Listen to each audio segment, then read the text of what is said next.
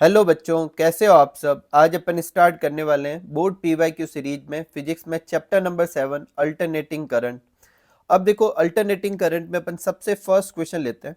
इसमें एक LCR circuit given है और उसकी अप्लाइड वोल्टेज दे रखी है। आप ये चीज याद रखना कि जो अप्लाइड वोल्टेज दे रखी हो या जो वैल्यू गिवन होती है वो हमेशा आरएमएस वैल्यू होती है। इसका मतलब ये जो वी है वो कौन सा है, वी आरएमएस है।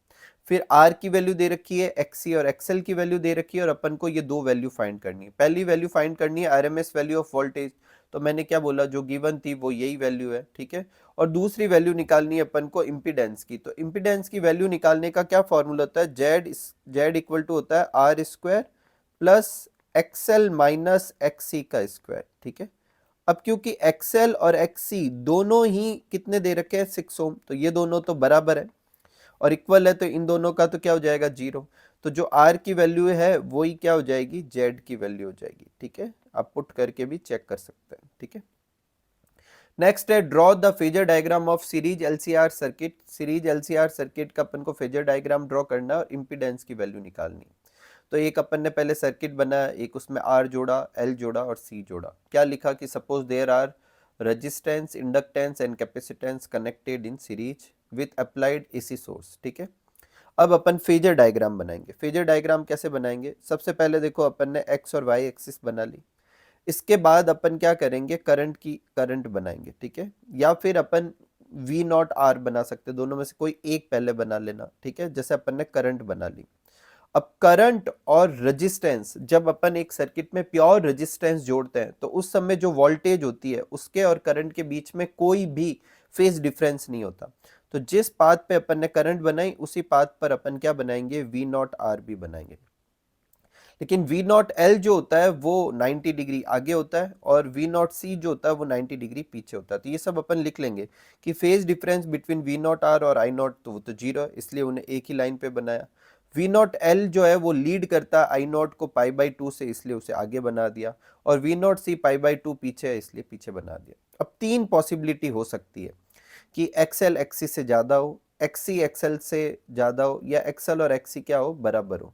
तो अपन पहले लेते हैं एक्सएल एक्सी से ज्यादा है।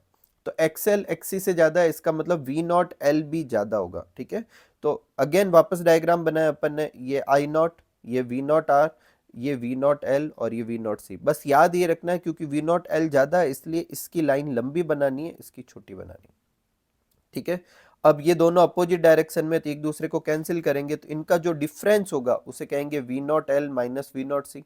और ऑब्वियस थिंग है वो जो जिसका ज्यादा मैग्नीट्यूड है इसी का ही है, तो इसी की तरफ बनाएंगे, ठीक है। तो इस डायरेक्शन में हो गया वी नॉट आर और इस डायरेक्शन में क्या हो गया, V naught L minus V naught C, ठीक है।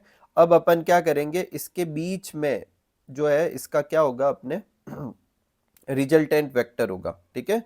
तो रिजल्टेंट वेक्टर जो है वो कितना फाई फाई एंगल पर है, ठीक है। अब अपन को क्या निकालनी है, इम्पीडेंस निकालनी है। तो इम्पीडेंस निकालने के लिए अपन क्या करते हैं, पाइथागोरस थ्योरम लगाते हैं। देखो ये अपना हाइपोटेनियस है, ये अपना बेस है और ये अपने क्या हो गया, परपेंडिकुलर हो गया। तो बेस की वैल्यू कितनी है, वी नॉट आर। परपेंडिकुलर की वैल्यू क्या है, V naught L minus V naught C. और इसकी वैल्यू क्या है, V naught R L C, ठीक है। तो V naught R L C का square equal to perpendicular square plus sorry base square plus perpendicular का स्क्वायर, ठीक है। अब वी नॉट आर की जगह वैल्यू पुट कर देंगे तो वी इक्वल टू अपन जानते हैं क्या होता है, आई आर होता है, ठीक है, जब प्योर रेजिस्टेंस हो, ठीक है। इंडक्टेंस के केस में क्या हो जाएगा, आई एक्स एल, और उसके केस में क्या हो जाएगा, आई एक्स सी। तो सबकी वैल्यू रख दी, वी नॉट आर की आई नॉट आर, इसकी आई नॉट एक्स एल, इसकी रख दी आई नॉट एक्स सी, ठीक है। आई नॉट कॉमन ले लिया, ब्रैकेट में क्या बचा, आर स्क्वायर, ब्रैकेट में क्या बचा, R R square plus XL minus XC का स्क्वायर, ठीक है। फिर अपन ने क्या किया कि ये वाली आई की वैल्यू को इधर ट्रांसफर कर देंगे, देखो ये इधर आ गई, ठीक है। अब दोनों तरफ रूट ले लिया तो इधर तो रूट हट गया और इधर क्या लग जाएगा, रूट लग जाएगा।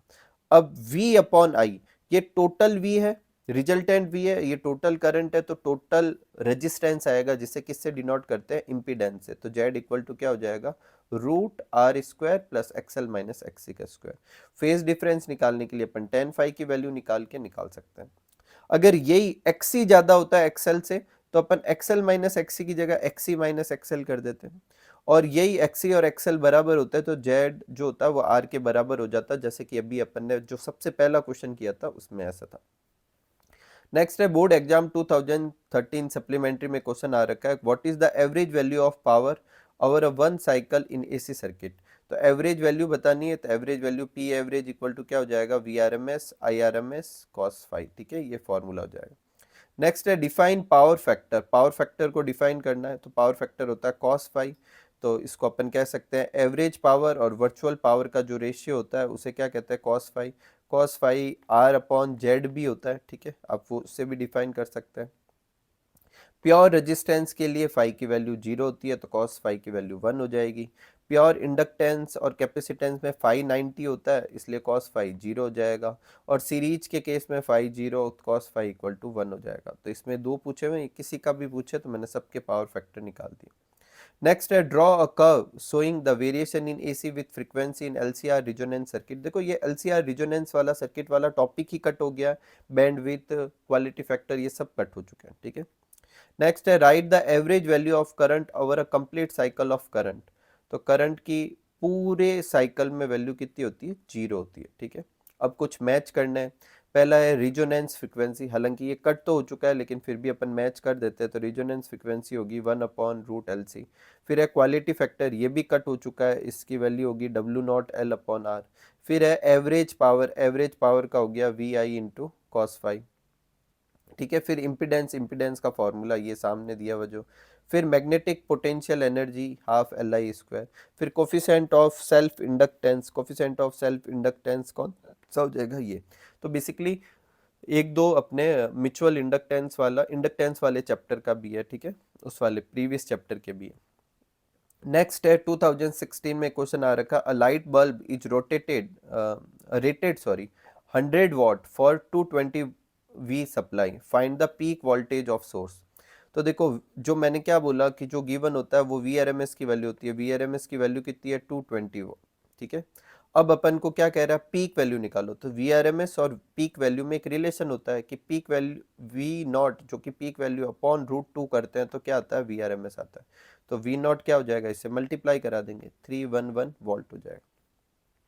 नेक्स्ट एग्जाम है board exam 2017, right any two energy loss occurring in transformer. तो देखो ट्रांसफॉर्मर में जो जो एनर्जी लॉस होता है उनके नाम लिखने हैं।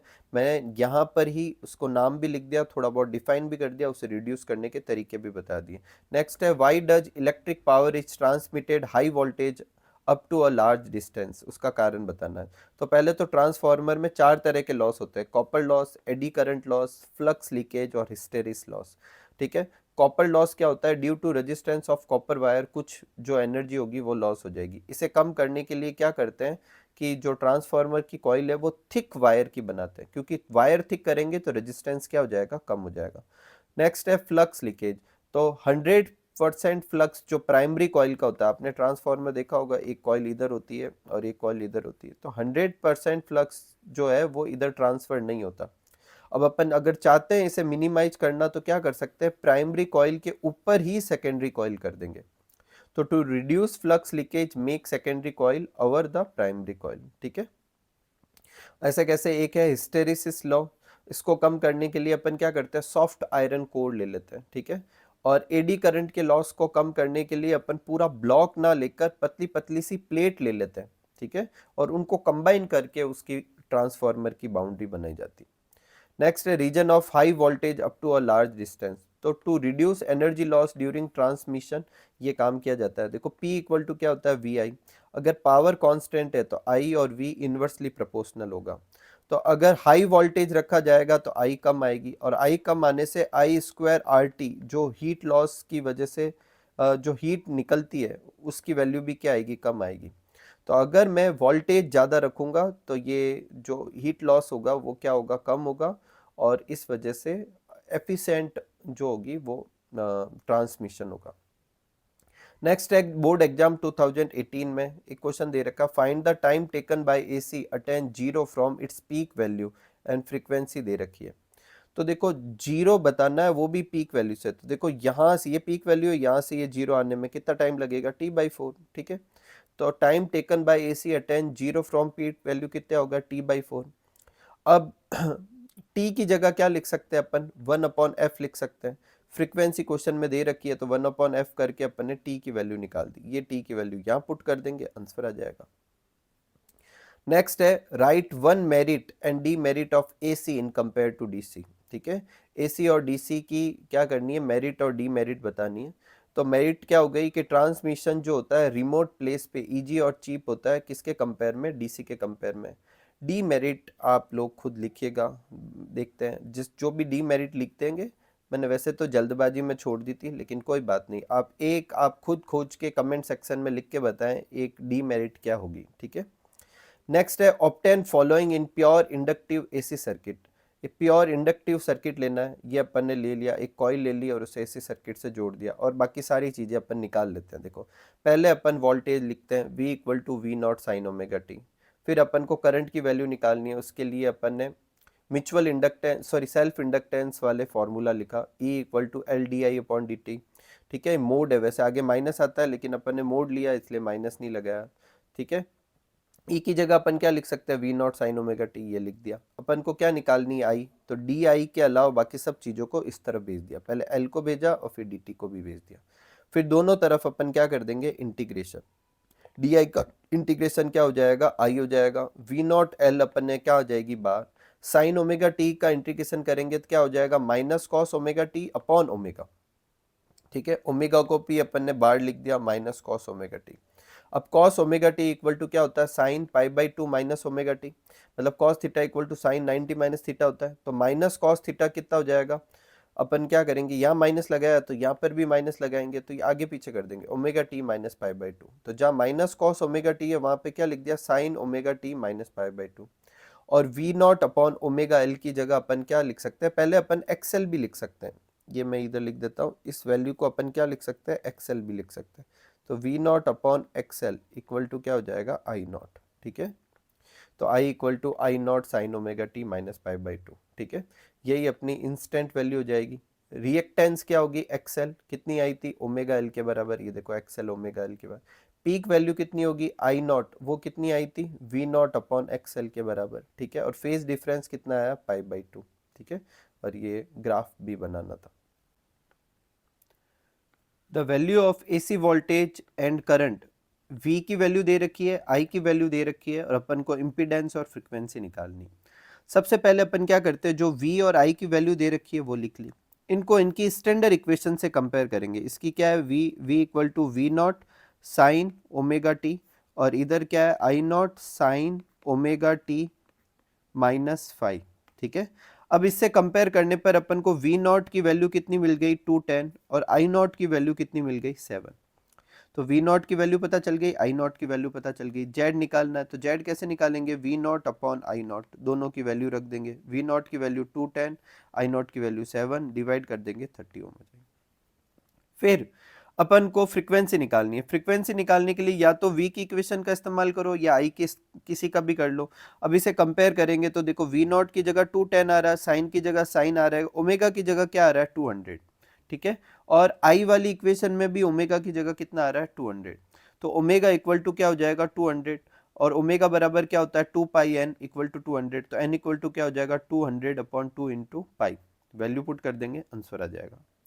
नेक्स्ट है right the relationship between RMS value and peak value. अभी निकाला था, RMS value peak value upon √2 होती है, या फिर इसे 0.707 I0 भी लिख सकते हैं। ठीक है, नेक्स्ट है इन एलसीआर एसी सर्किट, आर की वैल्यू दे रखी है, एक्सएल की वैल्यू दे रखी है, एक्सी की वैल्यू दे रखी है, इंपीडेंस निकालना है, सिंपल सा है, पहले भी कर चुके अपन।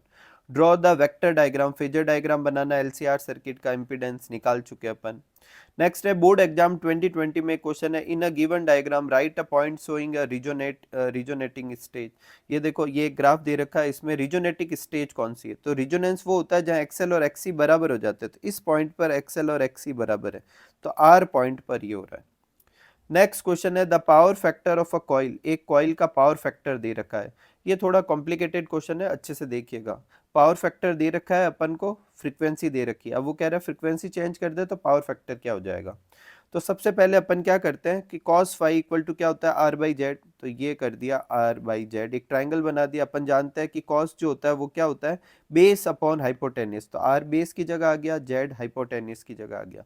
तो परपेंडिकुलर क्या होगा कि Z square minus R square कर लेंगे, तो Z square minus R square करेंगे तो रिएक्टेंस के बराबर होगा।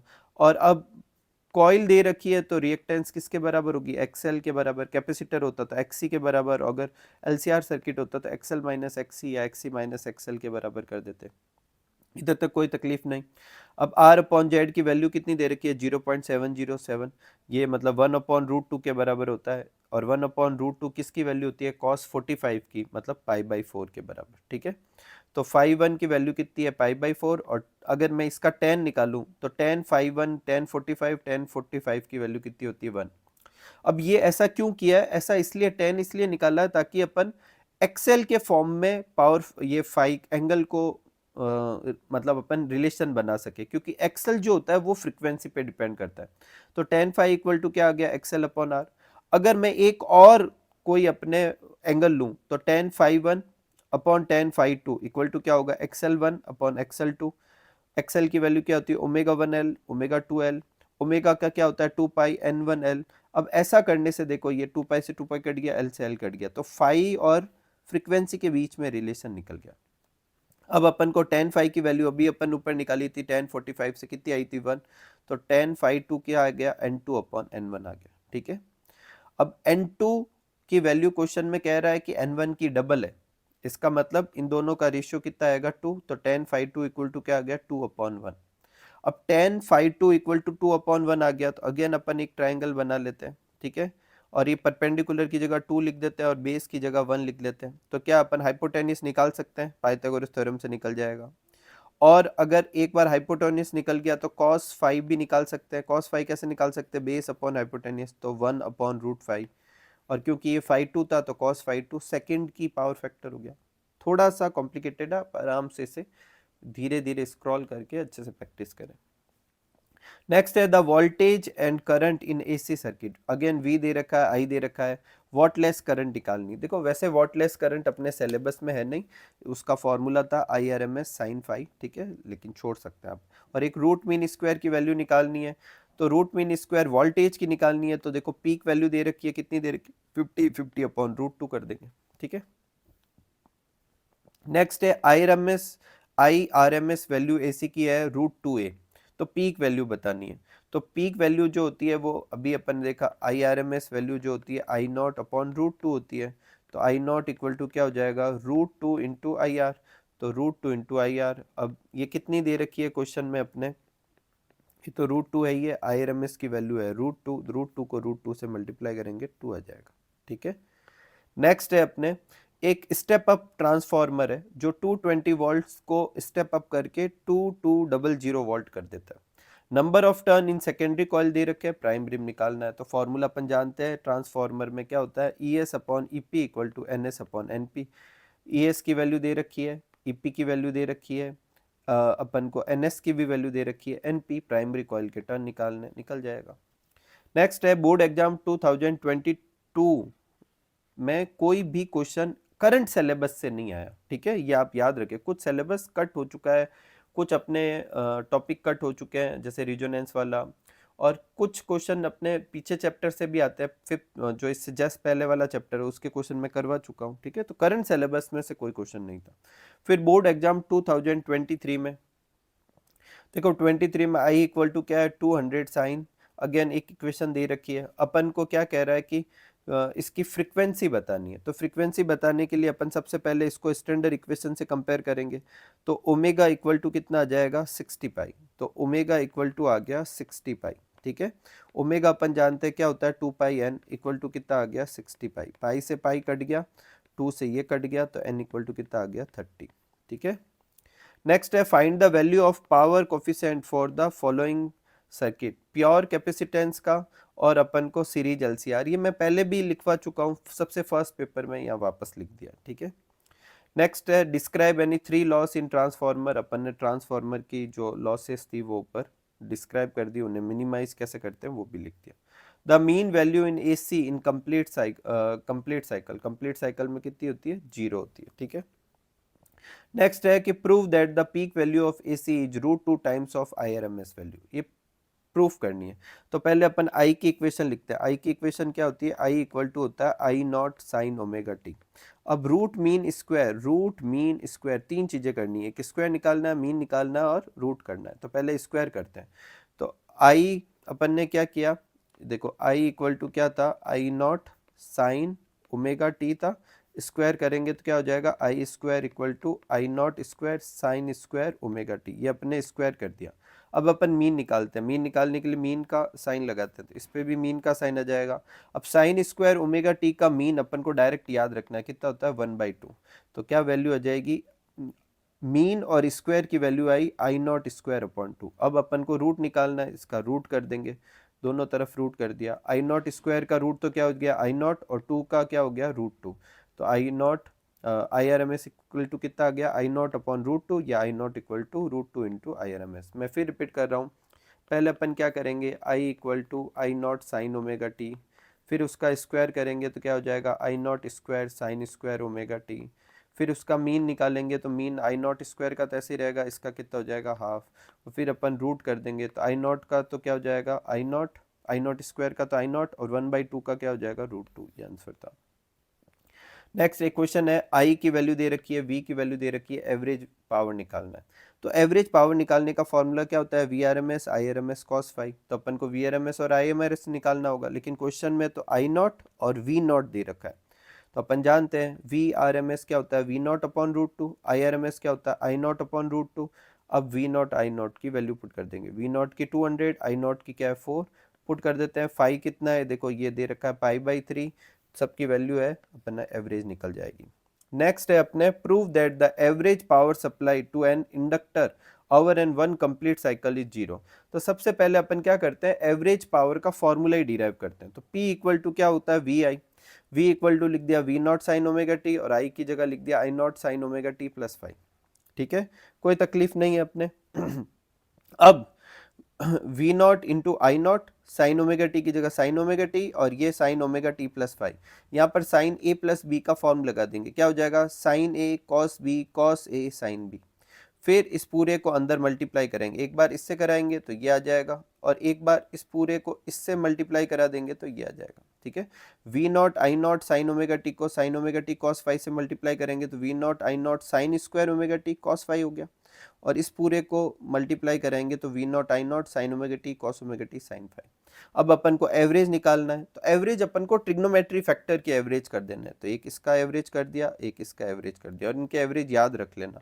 साइन स्क्वायर ओमेगा टी का एवरेज होता है 1/2, और sign omega T cos omega T इनका क्या होता है 0। तो ये तो पूरा 0 हो गया। ठीक है, फिर अपने क्या बच गया, V0 बच गया, आई नॉट बच गया, इसकी जगह 1/2 बच गया, सॉरी 1/2 बच गया, और cos 5 बच गया। ठीक है, इस 2 को क्या करेंगे, V0 के नीचे √2 और आई नॉट के नीचे भी √2 इंटू √2 2 होता है ना, तो 2 को डिवाइड कर दिया, और cos 5। ठीक है, और V0 अपॉन √2 ये क्या हो गया VRMS की वैल्यू, ये IRMS की वैल्यू, और ये cos 5। ठीक है, अब प्योर इंडक्टिव सर्किट है, तो उसमें 5 की वैल्यू कितनी होगी 90, और cos 90 कितना होता है 0, तो एवरेज कितना हो जाएगा 0। ठीक है, नेक्स्ट है जेड का एक क्वेश्चन दे रखा है, आर की वैल्यू दे रखी है, एक्सएल की वैल्यू दे रखी है, एक्सी की वैल्यू दे रखी है, तीसरी चौथी बार ऐसा क्वेश्चन आया है। ठीक है, तो एकदम सिंपल सा था। अच्छे से उम्मीद करूंगा कि ये वीडियो आपके लिए बहुत हेल्पफुल है, और आप सब अच्छे से बोर्ड एग्जाम की प्रिपरेशन कर रहे हैं। तो मिलते हैं अगले वीडियो में, तब तक आप सब लोग खूब सारा हार्डवर्क कीजिए, खूब खुश रहिए, खूब मस्त रहिए। Thank you for watching.